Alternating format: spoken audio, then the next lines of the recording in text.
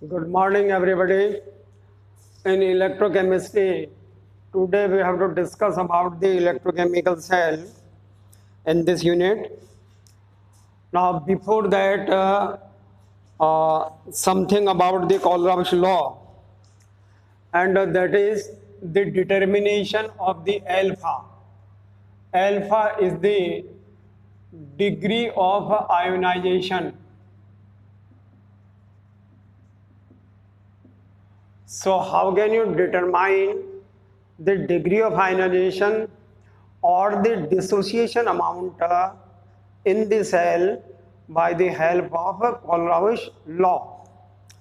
So as you know, the conductance K, our conductance K is depend upon the dissociation amount in the cell. And what is the dissociation amount? The dissociation of the salt into ion. So the ionic concentration that is present in the cell is known as the dissociation amount of the ions.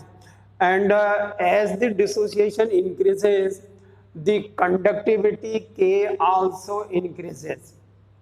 It is the relation between the alpha and the conductance K, right?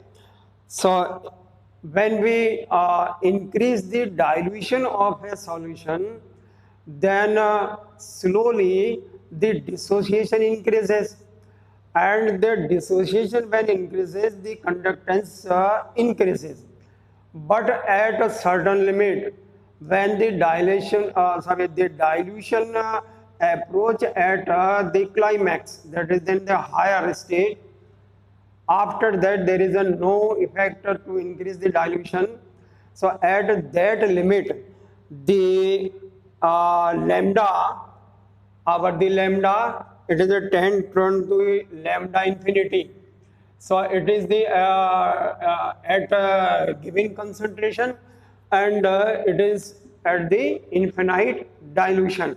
So at the infinite dilution, the C, that is the conductivity, trends to the zero, right? So the conductivity tend to the zero. It means after that there is a no increment in the dissociation amount. So at that condition, at the alpha infinity, the ionic concentration became constant. So at that time, the conductivity tend to the zero, because there is a no increment, then the conductivity will slowly stopped. So it will tend to the zero.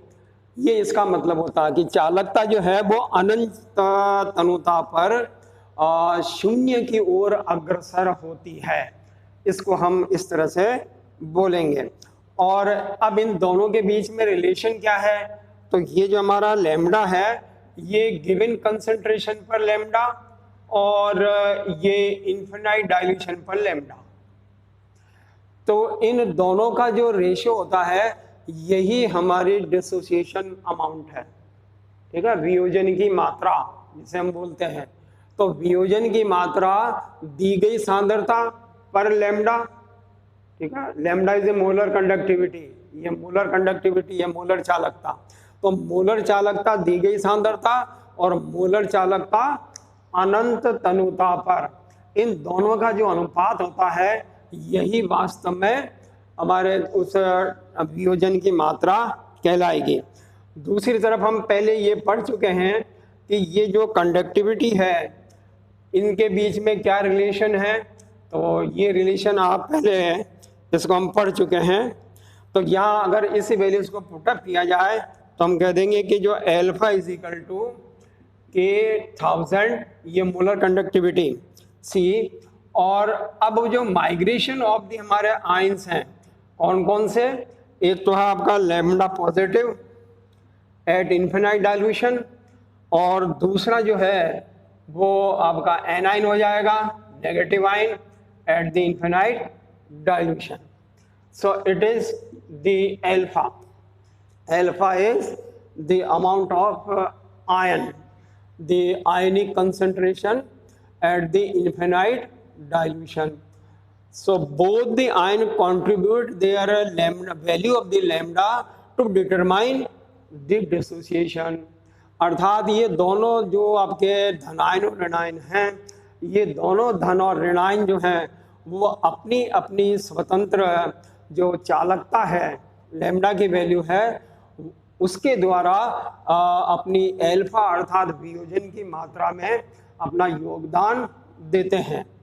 तो ये alpha को हम किस तरह से निकालें, क्योंकि ये जो रिलेशन है ये हमने कोलराउस लॉ से लिया है, ये कोलराउस लॉ से आया है, migration of the ion eight their respective electrode.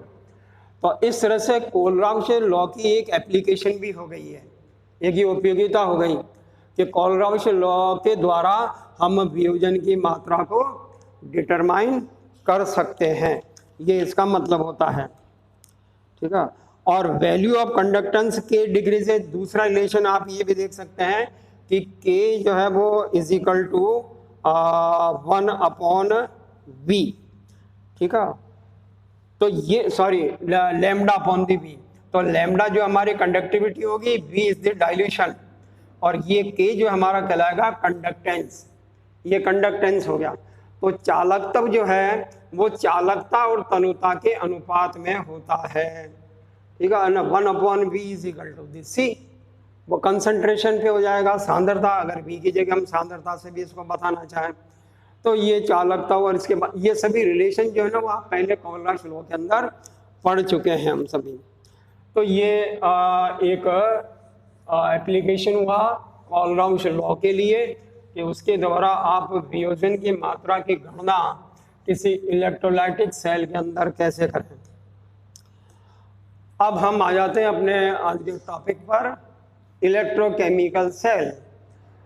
तो डेफिनेशन ऑफ इलेक्ट्रोकेमिकल सेल, पहले हम इसको डिस्कस कर चुके हैं कि वास्तव में इलेक्ट्रिकल एनर्जी का केमिकल एनर्जी में कन्वर्जन जिस पात्र में किया जाता है, जिस डिवाइस में किया जाता है, उस डिवाइस को इलेक्ट्रोकेमिकल सेल कहा जाता है। तो एक इलेक्ट्रोकेमिकल सेल जो है वो अपने आप में एक स्वतः परिवर्तित प्रक्रम, एक स्पॉन्टेनियस सिस्टम होता है। ये स्पॉन्टेनियस सिस्टम इसलिए बन गया क्योंकि इसमें जो reduction and the oxidation both are take place simultaneously without any other help, किसी दूसरी सहायता के बिना ये स्वतः अपने आप ही, ठीक है, ऑक्सीकरण और अपचयन। तो इलेक्ट्रोकेमिकल सेल वास्तव में एक रिडॉक्स रिएक्शन की स्टडी करने का एक आपका साधन बन गया। ठीक है, ये इलेक्ट्रोकेमिकल सेल के बारे में। अब एक किसी इलेक्ट्रोकेमिकल सेल का कंस्ट्रक्शन कैसे हो, तो सबसे पहले हम इसमें सीधे आ जाते हैं हमारा डेनियल या गैल्वेनिक सेल। गैल्वेनिक सेल, और इसको हम यहाँ पे डेनियल सेल भी बोलेंगे। तो एक डेनियल सेल और एक गैल्वेनिक सेल की कंस्ट्रक्शन किस प्रकार से हो और उनकी जो रिएक्टिविटी है, उनके जो रिएक्शन प्रोसीजर है वो किस प्रकार से हो, उनकी फंक्शनिंग क्या है। तो सबसे पहले तो हम आ जाते हैं कंस्ट्रक्शन के बारे में। देखिए, डेनियल या जो गैल्वेनिक सेल है ये वास्तव में 2 हाफ सेल को जोड़ के बोला जाता है। ठीक है, 2 हाफ सेल। तो जब 2 आपके अर्ध सेल आपस में जोड़ दिए जाएं तो उससे एक गैल्वेनिक सेल का निर्माण होता है। ठीक है, और हाफ सेल का मतलब क्या होता है, जिसमें केवल एक अकेला इलेक्ट्रोड हो, या तो वो एनोड हो सकता है अथवा वो कैथोड हो सकता है। तो एनोड कैथोड में से कोई भी एक। अब इसके लिए देखिए गैल्वेनिक सेल का कंस्ट्रक्शन किस प्रकार से करें। तो ये हाफ सेल है, तो देखिए ये हाफ सेल हमारा पहला हाफ सेल हुआ। इस पहले हाफ सेल में हम जो बाईं ओर लिखते हैं ये हमेशा एनोड के लिए लिखते हैं। तो ये हमारा एनोड का हुआ, ये मेटल हो गया हमारा Zn, ये जस्ता धातु के मेटल्स हैं, और इस Zn की जो रॉड है, ये जस्ता धातु की जो रॉड होती है, इसी को हम इस सेल में लेते हैं और ये हमारा electrolytic solution ZnSO4 zinc sulphate जो है इसका एक ये विलयन होता है इलेक्ट्रोलाइटिक सॉल्यूशन। और ये हमारा जो काम है वो एनोड का होता है। और एनोड आपको मालूम है ये पॉजिटिवली चार्ज, तो ये हो गया आपका एनोडिक सेल, इसको एनोडिक हाफ सेल बोलेंगे। ये एनोडिक हाफ सेल हुआ। दूसरा से जो सेल है वो हमारा कैथोडिक सेल कहलाता है। ये एक डेनियल सेल की कंस्ट्रक्शन है, ये कैथोडिक सेल उसको हम बोलेंगे। और ये कैथोडिक सेल में इसमें हम कॉपर लेते हैं, ये एक्टिव मेटल, तो ये कॉपर की रॉड होती है और इसमें जो सॉल्यूशन होता है ये इलेक्ट्रोलाइटिक सॉल्यूशन ये कॉपर सल्फेट का होता है, CuSO4 का इलेक्ट्रोलाइटिक सॉल्यूशन। और दोनों की मोलरिटी को हम एक जैसा कर लेते हैं। जैसे मान लीजिए अगर आपने इसको 1m लिया है तो ये जो मोलरिटी है ये भी हमारी 1m हो, ठीक है, एक मोलरता का जिंक सल्फेट और कॉपर सल्फेट का सॉल्यूशन, और ये नेगेटिवली चार्ज होगा, ठीक है।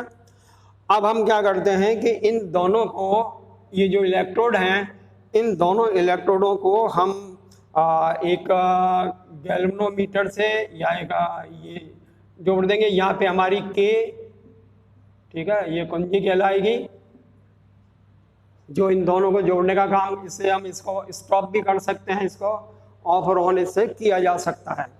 तो ये K कहलाता है। और इस यहाँ पे हमारा एक वोल्टामीटर काम करता है। अब देखिए जब बाह्य परिपथ होता है तो उस समय जो इलेक्ट्रिसिटी की जो डायरेक्शन है वो एनोड से कैथोड की तरफ होती है, एनोड से कैथोड की तरफ। अब इन दोनों सेल को आपने बाह्य परिपथ से तो जोड़ दिया, लेकिन उनका आंतरिक परिपथ अभी नहीं जुड़ा है। तो अब आंतरिक परिपथ कैसे जुड़ेगा? तो इसके लिए एक कांच की एक ये यू शेप ट्यूब होती है, ये इसको यू आकार की ये नली होती है और इसे हम बोल देते हैं साल्ट ब्रिज। ये ब्रिज इसलिए क्योंकि ये दोनों हाफ सेल को जोड़ने का काम करता है, इसलिए इसको हम बोलते हैं हम साल्ट ब्रिज। और साल्ट ब्रिज के अंदर क्या क्या होता है? तो देखिए साल्ट ब्रिज में ये ठोस पाउडर जो है वो KCl, KNO3, पोटेशियम का जो क्लोराइड और जो नाइट्रेट है ये इसमें लिया जाता है। और इसमें एक अगर ये अगर से इसको पूरा फिलअप किया जाता है। अगर वास्तव में एक तरह से स्पंज टाइप जो सब्सटेंस होता है वो अगर कहलाता है। तो इसको पहले साल्ट ब्रिज में आप ये दोनों के मिक्सचर को भर दीजिए और फिर उसको अगर से उसको आप टाइट कर दीजिए। ध्यान रखिए अगर जो है ना वो पोरस नेचर का है, सरंध्र होता है, ये कहलाता है आपका साल्ट ब्रिज। तो साल्ट ब्रिज जो है वो इन दोनों सेल को आपस में जोड़ने का काम करता है। ये दोनों हमारे जो एनोडिक और कैथोडिक सेल जो हैं ये दोनों सेल इस साल्ट ब्रिज के द्वारा एक दूसरे से जुड़ जाते हैं। ये हो गया हमारा कंस्ट्रक्शन का काम। ये एक गैल्वेनिक सेल हमारा बन गया। अब इस गैल्वेनिक सेल की जो प्रोसेस है, जो आपकी रिएक्टिविटी है कि इसमें फंक्शनिंग कैसे हो, तो उसको आप समझने की कोशिश कीजिए। सबसे पहले हम एनोडिक सेल के बारे में देखते हैं। यहाँ पे हमने जो मेटल वो कौन सी ली है? Zn, ठीक है, जस्ता धातु। और ये जस्ता धातु कैसी है? ठोस अवस्था में। इसको हम S से डिनोट कर देते हैं, S stand for the solid. तो ये सॉलिड जो है वो Zn रोड है। ये क्या करेगा कि ये Zn जो है वो एक्टिव मेटल है, तो ये immediately it will lose the electron. ये एक एक्टिव मेटल है तो इसलिए ये इलेक्ट्रॉन को लूज करेगा, अर्थात इलेक्ट्रॉन बाहर निकालेगा।